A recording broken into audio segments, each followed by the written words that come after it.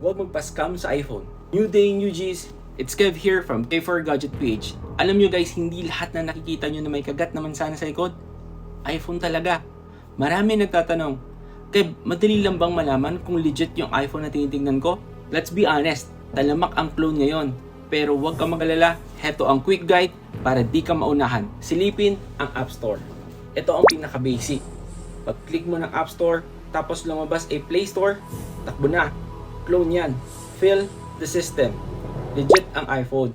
iOS yan. Smooth, mabilis, premium. Yung clone, Android lang yan na nag-cosplay bilang iPhone na pwedeng maramdaman mo agad yung lag niyan. Presyo pa lang, amoy na. Kapag ang presyo ay too good to be true, tipong 15 Pro Max pero presyong pang sangyup lang, alam mo na agad ang sagot dyan. Huwag mong pabudol. Tandaan mo to, hindi box, hindi resibo, at lalong hindi yung kwento ng seller ang basihan. Unit ang laging chinecheck. And that's a minute for today. This is Kev Mazal.